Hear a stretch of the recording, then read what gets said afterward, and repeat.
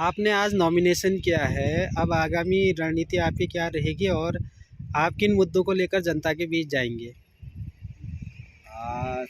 देखिए, मैं सबसे पहले peoples party of India democratic का जो राष्ट्रीय नेतृत्व का आभार प्रकट करता हूं कि उन्होंने मुझ जैसे एक साधारण से कार्यकर्ता जिसके पास न धनबल है, न बाहुबल है, न जनबल है, उसको अपना प्रत्याशी बनाकर मुझे ये और मेरे साथियों को मान सम्मान दिया, मेरे संघर्षों को रिकॉग्नाइज किया। तो आज हम लोगों ने ये नामांकन किया है अल्मोड़ा लोकसभा से। 3 जो अल्मोड़ा लोकसभा है उससे हम लोगों ने नामांकन किया। देखिए, जिस तरीके से इस देश में जो हालात चल रहे हैं, आज सब कुछ दांव पर लगा हुआ है। 75 साल की जो हमारी विरासत है वो दांव पर लगी हुई है।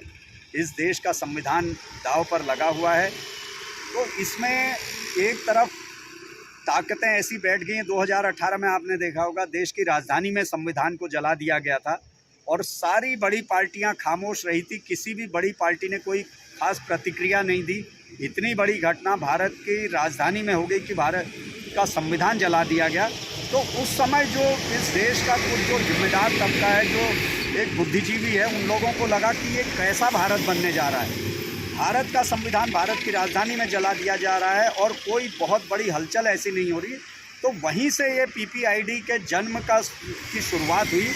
वहीं से पीपीआईडी को बनाने का जो बुद्धिजीवियों ने एक कार्यक्रम बनाया और लगातार 6 साल से BS4 डोर टू डोर और तमाम तरीके के संवैधानिक जागरूकता के अभियान के माध्यम से हम लोगों ने जनमानस में इस संविधान के प्रति चेतना जगाने का काम किया कि ये देश का संविधान है, जिसके कारण इस देश का आम आदमी को शिक्षा, स्वास्थ्य, संपत्ति, सारे जो अधिकार मिल रहे हैं संविधान के कारण। अगर ये संविधान नहीं होता तो वही पुरानी राजपाट वाली व्यवस्था होती, वही वर्णवादी भारत था, वही जातिवादी भारत था, जिसमें किसी को बहुत ज़्यादा विशेषाधिकार तो किसी के पास कोई अधिकार नहीं। तो भारत के संविधान ने हमको बराबरी दी, न्याय दिया, शिक्षा, स्वास्थ्य, रोजगार के अवसर दिए। लेकिन वो संविधान को जब एक समाप्त करने का यहाँ पर एक साजिश चल रही है और उसमें ये चल रहा है कि जो वर्तमान सत्तारूढ़ पार्टी तो इस ओर प्रयासरत है ही, लेकिन लोगों का एक ये नैरेटिव ये सेट हो रहा है कि भाई भारतीय जनता पार्टी को हराना है, फिर कांग्रेस को जिता देना है, भाजपा को हराओ, कांग्रेस को जिताओ।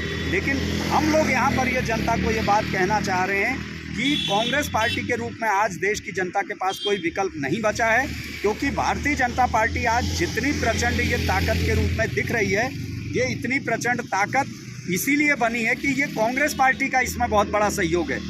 कांग्रेस पार्टी का अगर इतना बड़ा सहयोग नहीं होता तो ये इतनी जल्दी इतना राइज नहीं करती। आप देख सकते हैं 2000 पिछला जो विधानसभा चुनाव था मध्य प्रदेश में, जनता ने मैंडेट कांग्रेस को दिया था, लेकिन जैसे ही चुनाव जीते कांग्रेस के विधायकों ने भाजपा की सरकार बना दी थी।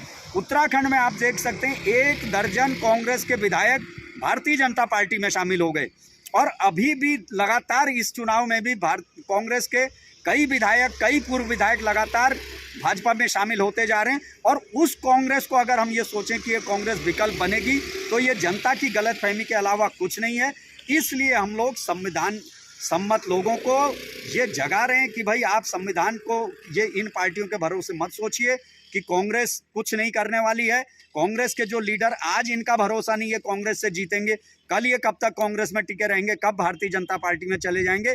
इसलिए ये जो संविधानवादी एकमात्र लोकतांत्रिक पार्टी है जिसमें ना कोई परिवारवाद है, ना कोई व्यक्तिवाद है, ना कोई सुप्रीमोवाद है, ना पूंजीवाद है, ये पूरा डेमोक्रेटिक सेटअप से बनी पीपीआईडी है।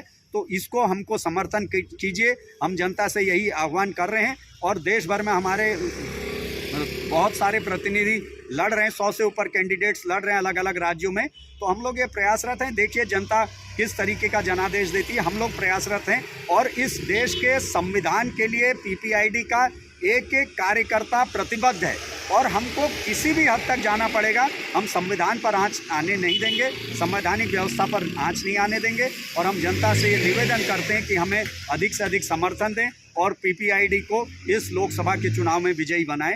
यही उम्मीद के साथ आज हम लोगों ने नामांकन किया।